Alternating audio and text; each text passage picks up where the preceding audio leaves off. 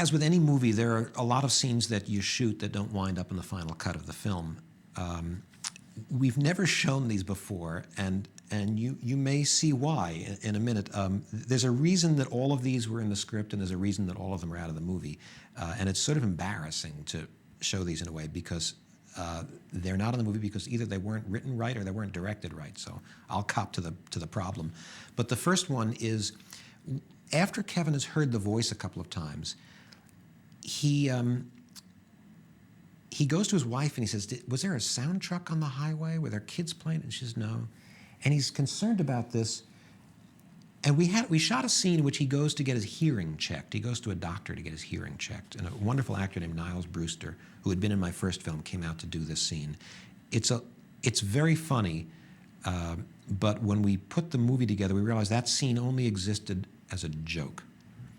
So here's Kevin getting his hearing checked. Well, I can't find anything wrong. I could recommend a shrink, but hey, people hear things all the time. I heard a voice once. I was still living with my parents then. They worked in the circus. I was raised in the circus. I was training to be a clown. Then this one day, I was putting on my little red nose, and I heard a voice.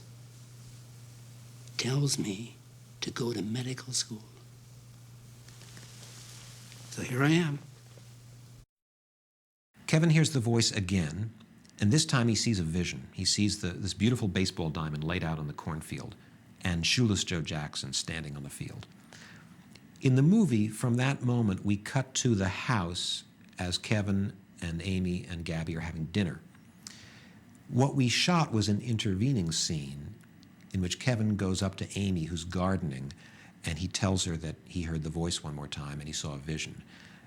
It was a very cute scene, but we discovered that we didn't need it because it really only existed to get a laugh. And it was at a moment in the film when we actually didn't need a laugh. But here's Kevin and Amy in the garden.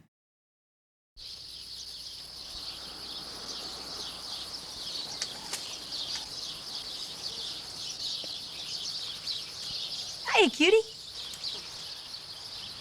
Annie? Ray. I'm not gonna believe this. You heard the voice again. Wait, this gets better. I just saw a vision. Oh, get out of here. I swear to God, I just saw an actual vision. What? We're just gonna have to burn you at the stake if this keeps up. I know. After Ray and Annie put little Karen to bed at night, in the movie we cut to Ray and Annie in bed talking about his father. There was another scene in there originally where Ray and Annie are in the bathroom talking about what this all means. You know what amazes me? No one can ever get you to believe in ESP, reincarnation, astrology, heaven, none of that stuff. But this, now I think this shows real personal growth on your part, Ray. Thank you. Oh, now, sweetie, look. Now, really, I just want you to know that even though I'm making some jokes about this, I'm going to visit you once a month, wherever they put you. Annie has agreed to let Ray build the ball field. And we had a scene in which he goes to the lumber yard to buy all the materials for building the field, and realizes that everybody in town has heard about this insane thing he's doing, and he's getting a lot of odd looks from people. Honey, could you come here a minute, please? It's bullshit, is what it is. Would you tell him what you just told me? That's $1,855.64. That's the guy who plowed under his shoe.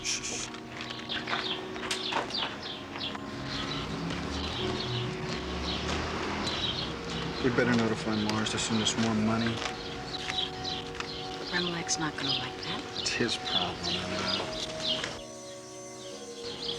Tell him to make it in Earth dollars this time, okay? Right.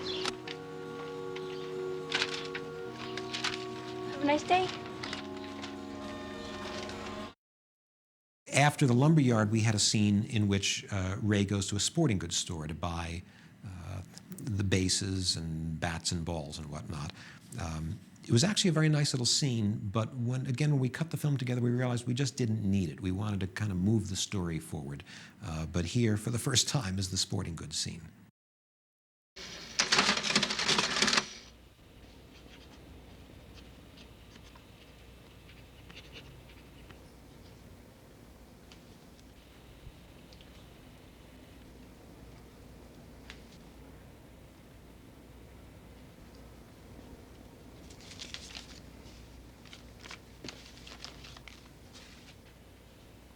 What? What? You're the guy that plowed under your corn and built a baseball diamond, right? Yeah. Yeah, what about it? It's the greatest damn thing I ever heard of. Well, at these prices, I'm not surprised.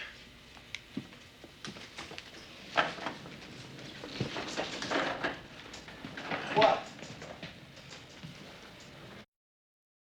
Later on in the film, when Kevin tells Amy, I've got to go to Fenway Park and kidnap Terrence Mann, and Amy says, oh my gosh, I had the same dream you had last night. We actually had a couple of scenes that shows them preparing for his journey. Again, on page, it felt necessary. When you read the script, you needed that connective tissue. When we cut the film together, we realized we don't need any, after she says, I'll help you pack, just cut to the car on the highway. But here are the two scenes that we shot that were in between those moments when she helps him pack and then when he gets in the car and says goodbye to the family.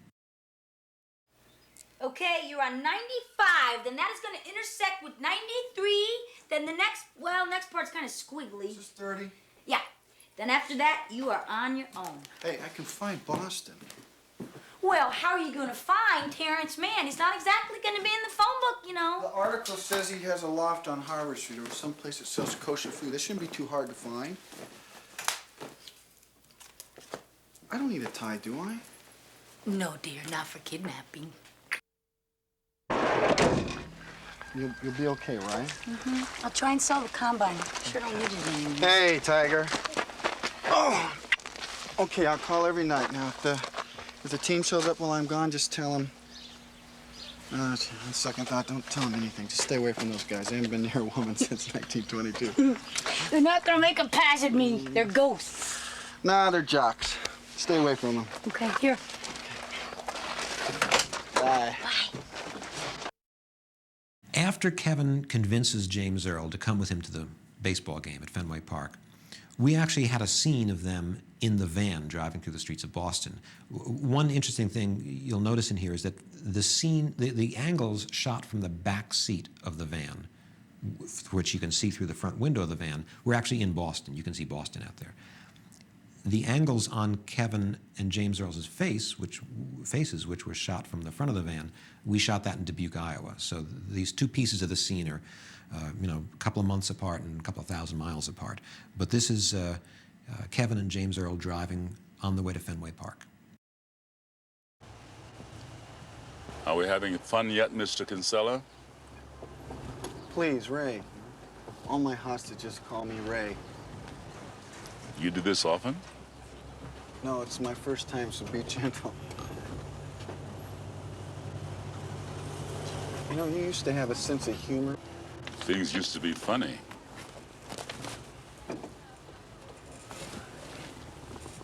This is really humiliating. Which way's Fenway? Thank you.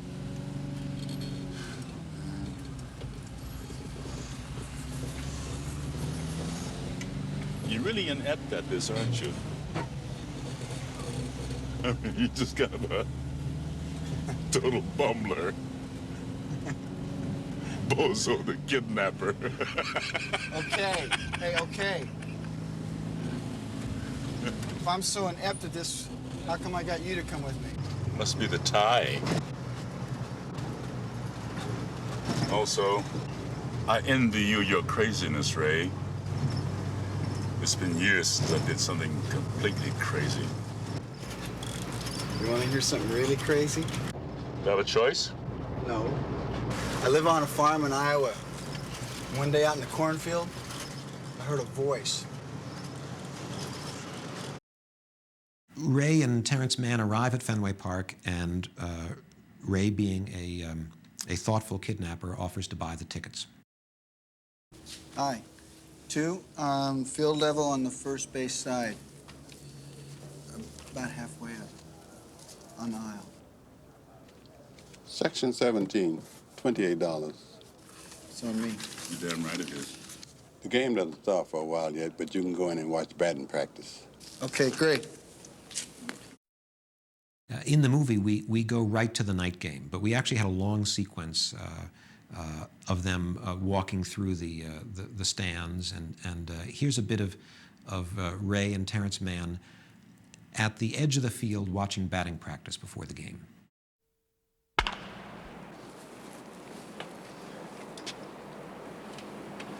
This place is so beautiful.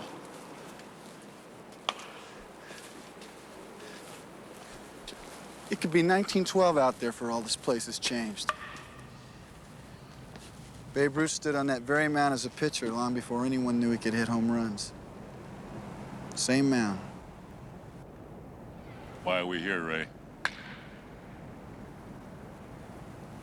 Something about the game.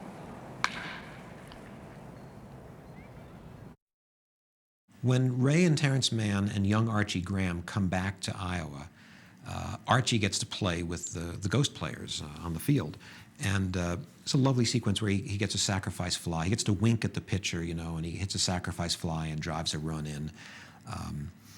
And we actually shot a little sequence, a post-game sequence of the family talking to Archie, and Archie having to decide, what do I do now? And this is Archie after his big moment.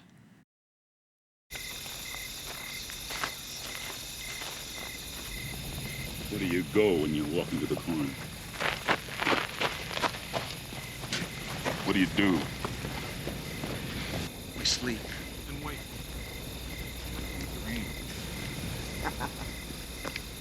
You can't leave the field any other way, can you? Not if we want to come back. Boy, I'd love to go with you sometime.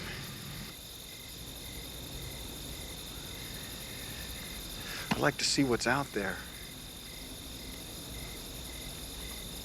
I'll just take that as a no for now. Hey, Slugger. Hey. Congratulations. Thanks. Gosh, I'm so happy I can hardly stop shaking. Of course, I wish I could have got a base hit. Ah, you got an RBI, though. I sure did, didn't I? Rookie's luck. Well, come on, this calls for a celebration. I can't.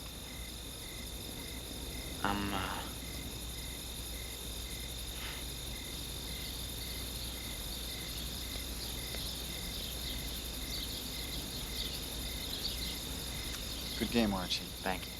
Night, kid. Night, sir. Yeah.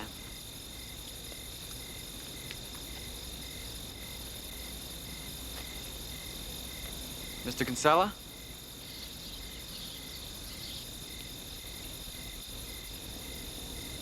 Thank you for bringing me here. I couldn't have wished for anything more. I know. You're welcome.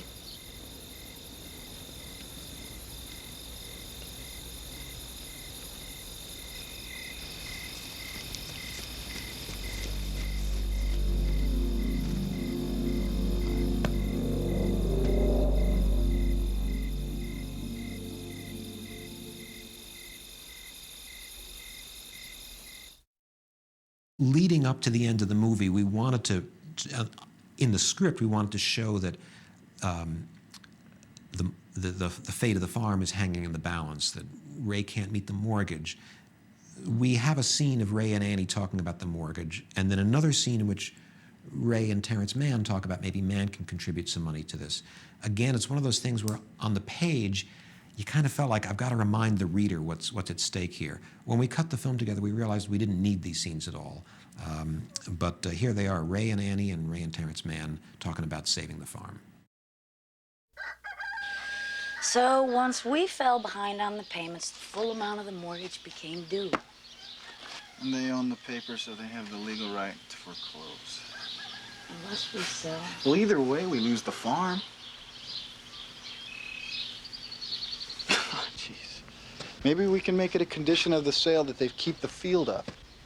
Ray, they're buying up small farms all around us and turning it into one big farm. The first thing that they're gonna do is plow under that field of yours.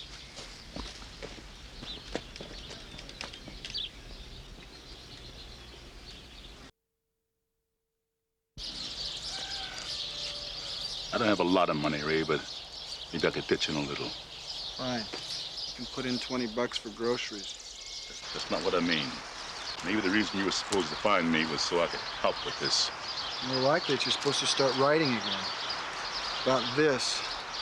Don't change the subject. You promised to publish, I'll let you chip in from your royalties. How's that? One thing's got nothing to do with the other.